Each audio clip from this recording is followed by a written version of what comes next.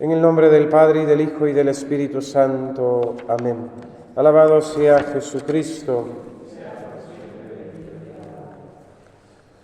Continuamos con nuestra meditación, estudio acerca del tratado de la tristeza y la alegría del Padre Alonso Rodríguez en su obra Tratado de Perfección y de Virtudes Cristianas.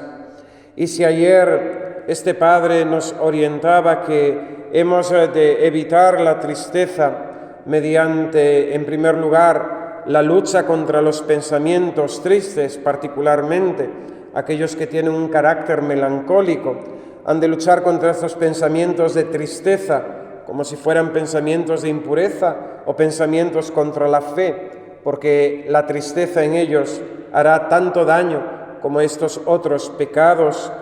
Si el mismo Padre nos aconsejaba a aquellos que muchas veces, sin saber por qué, se encuentran tristes, y el motivo era la falta de mortificación de las propias pasiones, la falta de paciencia, pues mediante esta mortificación de las pasiones y de la paciencia podremos mantener la alegría. También nos exhortaba a tener ese desasimiento de las cosas creadas, sabiendo que cuanto más deseamos, más sufrimos. Cuando no deseamos nada más que hacer la voluntad de Dios, entra en nosotros la paz y el descanso.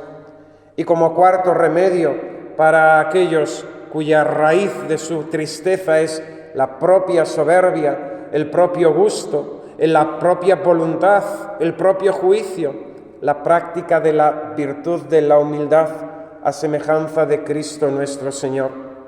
Pero dedica este capítulo quinto a la oración como el gran remedio para desechar de nosotros la tristeza.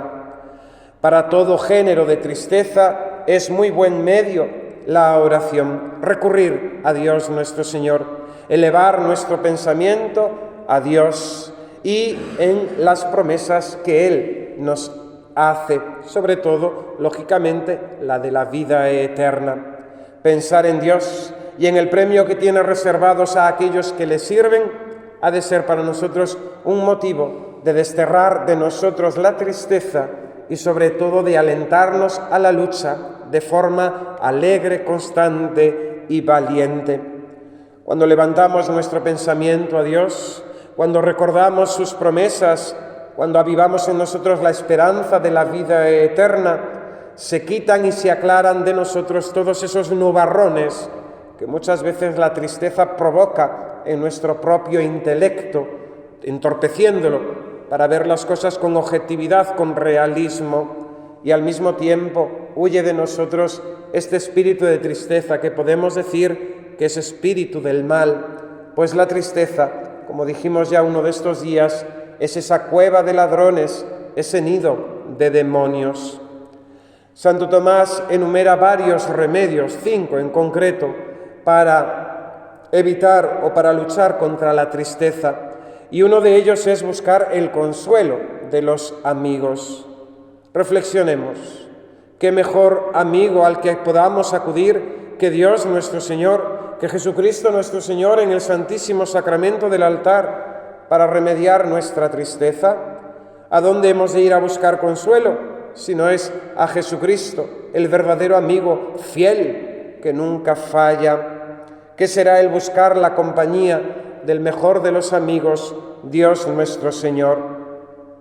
Dice San Agustín que no ha de buscarse la alegría fuera, en las cosas exteriores, sino allá dentro, en la celda secreta del corazón, donde Cristo nuestro Señor nos dice que hemos de orar a Dios nuestro Padre. En medio de esa tristeza hemos de acudir a la oración, elevar nuestro pensamiento a Dios.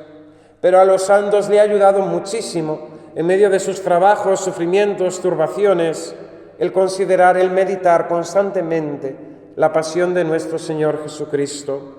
Su soledad en el huerto, el abandono de los suyos, la traición de Judas, el maltrato por parte de los sumos sacerdotes y de la soldadesca, toda la pasión, toda la pasión. sus penas, sus lágrimas, su sangre, esa incomprensión del pueblo amado por el que Él va a dar su vida. Y al considerar la pasión de Cristo, ¿dónde quedan nuestros dolores? Y al considerar la pasión de Cristo, ¿dónde quedan nuestros sufrimientos y penas? Y al considerar la pasión de Cristo, ¿qué puedo replicar yo? ¿O qué motivos voy a tener yo para estar triste, si no es entristecerme, porque Dios no es amado? Entre los otros remedios que afirma Santo Tomás de Aquino para evitar la tristeza están el concederse un placer lícito, el llorar, el contemplar la verdad y dormir y tomarse un baño.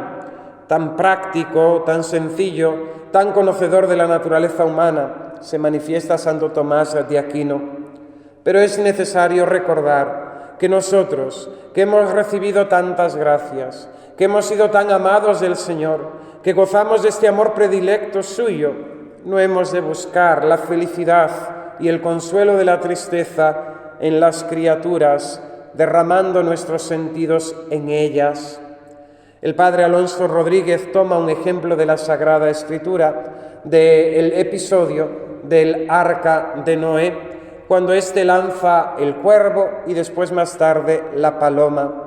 El cuervo es lanzado y no regresa al arca. La paloma es lanzada y vuelve al arca con ese ramito de olivo, que será después en la simbología cristiana símbolo, icono de Cristo resucitado.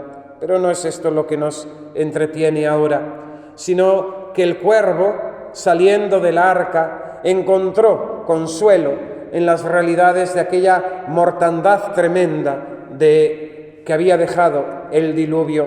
Se había hecho su nido en medio de toda aquella catástrofe y en medio de aquella mundanidad y en aquello de aquel ambiente de muerte. En cambio, la paloma pura, limpia, sencilla, vuelve al arca porque no encuentra en el mundo, no encuentra en aquel ambiente terrible y fétido, pues consuelo alguno, porque solamente en Dios podemos hallar consuelo. Aprendamos estas cosas y sobre todo pongámoslas en práctica, porque nadie nos vemos libres muchas veces de estas tentaciones y de estas tristezas que embargan el corazón. La situación del mundo, la situación de la Iglesia, esta catástrofe general de crisis, nuestras propias miserias, nuestras propias frustraciones, las traiciones que podamos vivir o las faltas de caridad que a veces se dan, pueden ser motivo de tristeza. Pero acudamos a aquel que es amigo, que nunca falla.